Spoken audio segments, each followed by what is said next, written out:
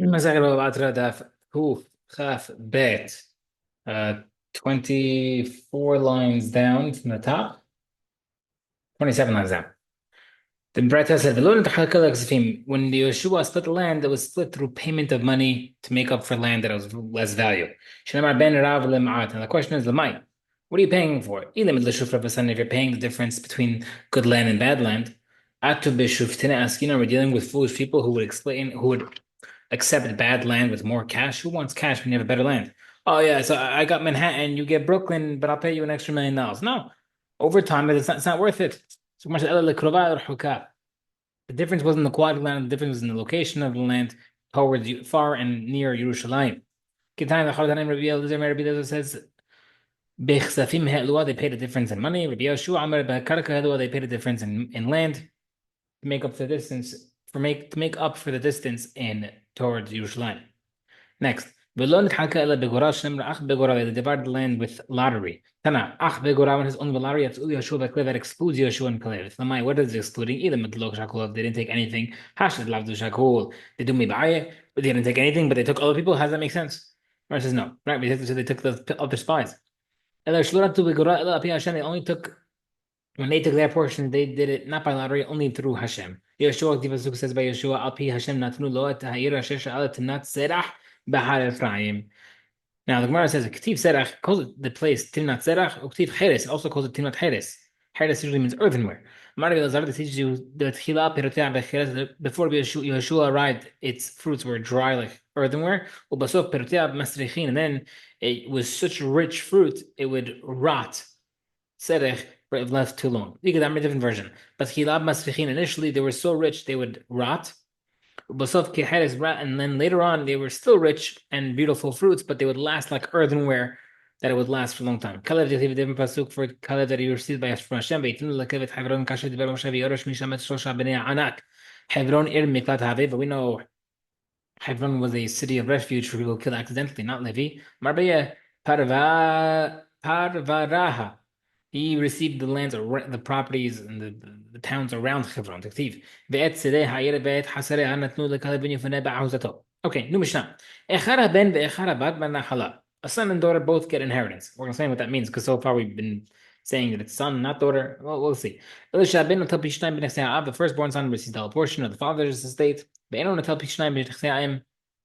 and did not receive double portion of the mother's property. Daughters, unmarried daughters can receive sustenance from the father till they get married. They don't understand, but they don't receive sustenance from the mother's property. So again, they have the son and daughter get inheritance, except that the firstborn son gets double. What is going on? The Gemara says, even though you're telling me they inherit equally.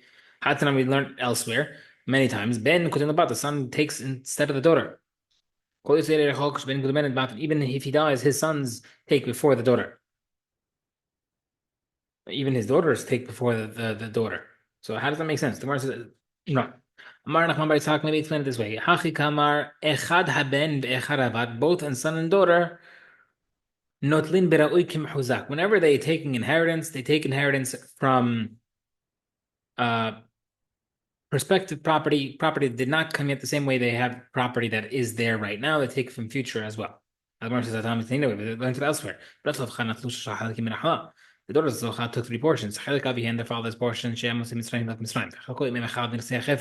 father's portion amongst his brothers from their grandfather Chefer. And we also said they also take from the firstborn. So we see that they already know that we take prospective property. The Gemara says, my Ella, why would the Mishnah then say, except that the firstborn son takes double, if we're mentioning a rule regarding sons and daughters?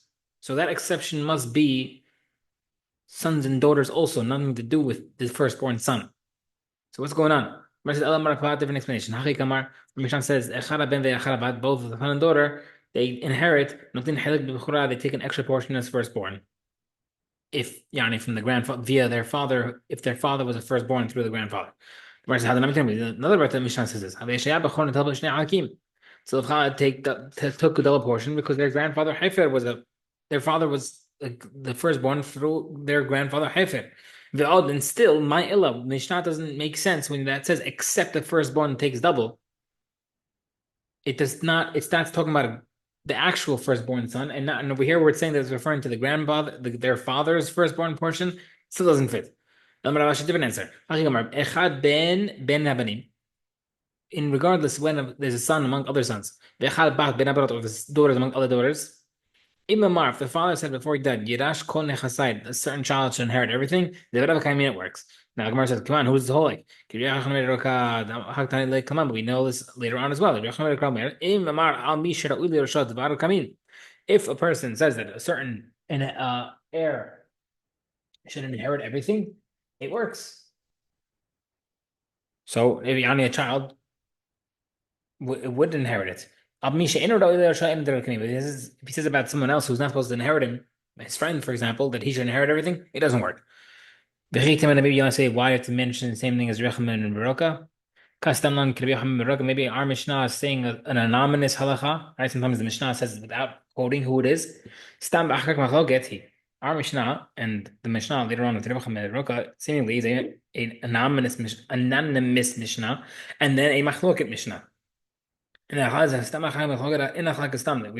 Mishnah. That rule is you have an anonymous Mishnah. Then you have a Mishnah with a anonymous and a machloket. The halacha is not like the anonymous. So we wouldn't want to do that if we were trying to say that halacha is like Rabbi Yochanan ben Baroka. And still, my Ella, the word Ella does not still does not fit. Why would we start talking about the father's property and the mother's property? And then say, oh, the firstborn son does not receive property if it has nothing to do with what the firstborn son gets double portion.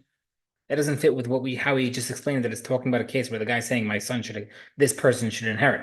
It doesn't make sense. Oh, I want this child to get it. It has nothing to do with firstborn son. So this still doesn't fit. Okay, new explanation. Both son and daughter. They inherit equally in regarding to mother's and father's property, except that the son, who's the firstborn, takes the whole portion. But they don't take the whole portion of his mother's property. So we see that, and then obviously we mentioned that unmarried daughters can be, they still receive money.